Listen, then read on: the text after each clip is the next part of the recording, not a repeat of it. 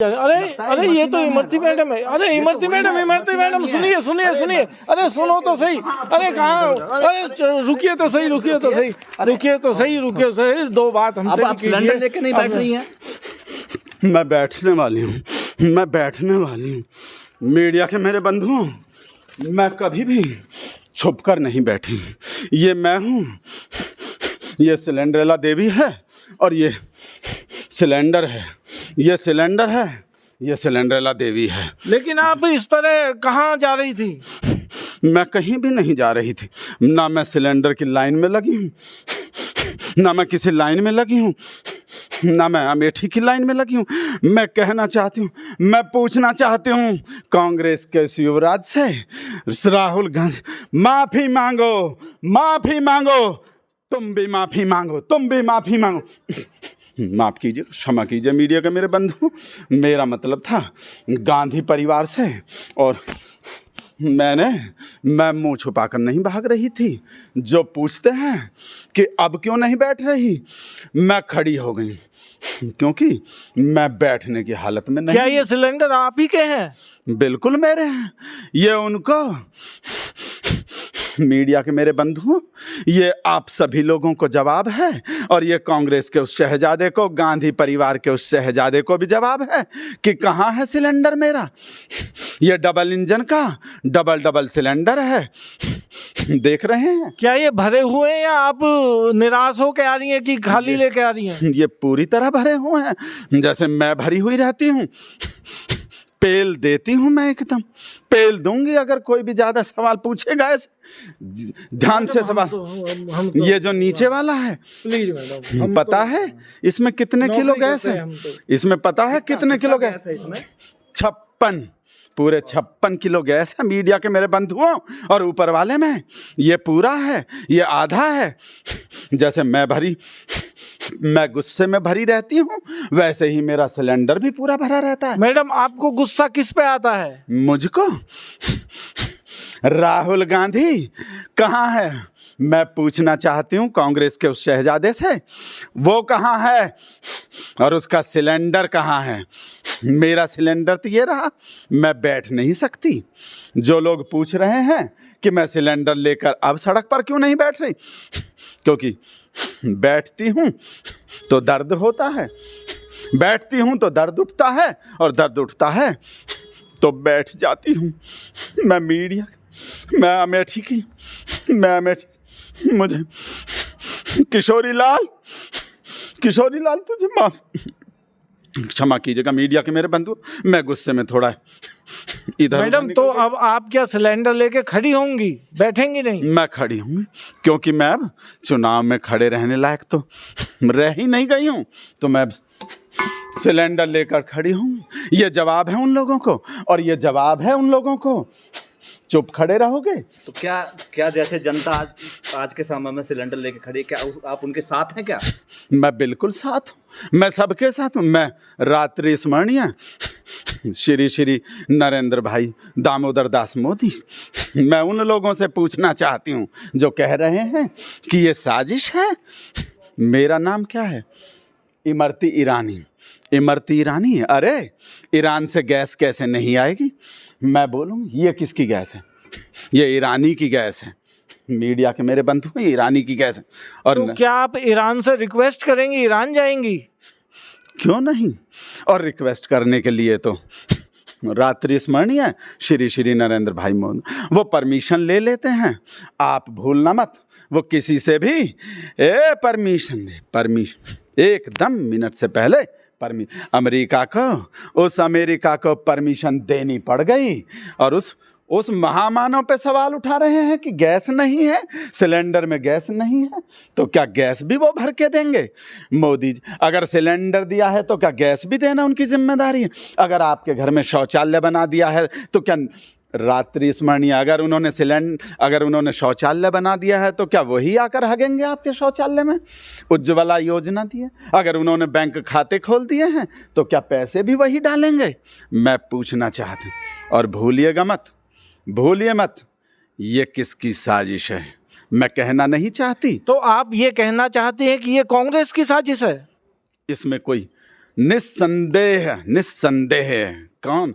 कांग्रेस के उस युवराज से पूछो, उससे पूछो उसके पास कितने सिलेंडर हैं और कितनी गैस है।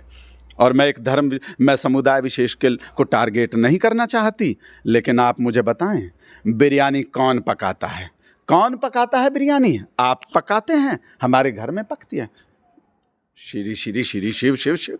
बिरयानी पकने में कितनी गैस खर्च होती है पता है? बिरयानी, चिकन, मटन, बीफ क्षमा कीजिएगा, बीफ का मैंने नाम ही नहीं लिया, और ना मैंने सिलीसोल बोला है, सिलीसोल भी नहीं और ना बीफ। तो मैं कह देना चाहती हूँ, ये जो साजिश है, ये जो लोग बोल रहे हैं कि लंबी लंबी कतारें लगी हुई हैं, तो आप ये बोलना चाहते हैं कि कतारों में कांग्रेस ही लगे हुए हैं? लगाए गए हैं, कांग्रेसियों ने ही वो लाइनें लगाई हैं। किसका, कौन जिम्मेदार है? क्या नरेंद्र भाई दामोदर दास मोदी ने सिलेंडर शुरू किए थे देश में? एलपीजी कौन लाया था देश में? कौन लाया था? मैं कहना नहीं चाहती, आप सब आप ज्ञानी लोग हैं, आप समझदार लोग हैं। नेहरू, मोदी जी लाए थे क्या? पहला एलपीजी का सिलेंडर किसके राज में आया? ना सिलेंडर होता और ना ये खाली होता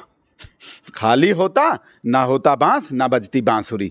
तो जड़ में कौन है? इसकी जड़ में नेहरू है। कहना नहीं चाहती, मगर कहे बिना रहा नहीं जाता। पहला सिलेंडर देश में और एलपीजी उन्हीं के राज में आई थी। इसके लिए रात्रि स्मरणीय श्री श्री नरेंद्र भाई दामोदर दास मोदी जिम्मेदार नहीं है। तो अब आपका क्या ये प्लान है कि सिलेंडर बिना इस खाना बनाया जाए? क्यों नहीं बन सकता? आपने वो उनका आविष्कार नहीं सुना, जिस आविष्कार पे मैं दिखाना नहीं चाहती, लेकिन क्या आप नाले वाली गैस का जिक्र करें? निस्संदेह अवश्य। मैं बताना नहीं चाहती, क्रेडिट देखिए, मैं क्रेडिट नहीं देना चाहती, लेकिन क्रेडिट तो एक ही इंसान को जाता है पूरे देश में। अगर उन्होंने एक आविष्कार नहीं किया होता, जो आविष्कार रात्रि स्मरणीय श्री श्री नरेंद्र भाई दामोदर दास मोदी ने किया, अगर वही आविष्कार नाले की गैस वाला नेहरू ने कर दिया होता, तो आज हमारा देश गैस के मामले में और पेट की गैस के मामले में और गोबर गैस के मामले में, दोनों में आत्मनिर्भर हो गया होता। सिलेंडर तो दे दिया, लेकिन नाले की गैस की खोज कौन करता? बताइए आप। चुप खड़े हो जाते हैं, अपनी लाइन भूल जाते हैं कि बोलना क्या है, मुझे याद दिलाना पड़ता है। क्या संदेश देना चाहेंगी उन लोगों के लिए जो परेशान हो रहे हैं? मैं यही एक ही संदेश है जो रात्रि स्मरणीय श्री श्री नरेंद्र भाई दामोदर दास मोदी ने इस देश को ही नहीं पूरे विश्व को दिया है। विश्व गुरु ने आपदा में अवसर खोजिए। आप लाइनों में खड़े हुए हैं तो किस लिए? पता है, दूरदर्शी नेता वो होता है जो देख ले कि अपने देश की पब्लिक की टांगों को, पैरों को मजबूत कैसे करवाना है। ये ऐसे नहीं है कि गैस खत्म हुई है। अरे प्रधानमंत्री पैर मजबूत करो योजना, प्रधानमंत्री पैर मजबूत करो योजना है ये जो उन्होंने शुरू की है। आप देखिए, अगर देश का बच्चा लाइनों में लगेगा तो आप कल्पना नहीं कर सकते कि कितने मजबूत पैर हो जाएंगे। आप सोचते हैं वो लाइनों में ऐसे ही लगाते हैं? क्या मोदी है तो मुमकिन है वैसे ही बोलते हैं? अरे वो चाहें तो इन्हें तो ऐसे भर देंगे, आप देखते रह जाएंगे। नाले की गैस ही नहीं, उनके पास बहुत तरीके हैं। इस तरह तो कांग्रेस के लोगों को फायदा हो जाएगा, उनकी टांगें मजबूत हो जाएंगी। उनको भागने के लिए ज़रूरत है कि उनकी टांगें मजबूत हों, क्योंकि नरेंद्र भाई दामोदर दास मोदी उन्हें दौड़ा के आप देख नहीं रहे।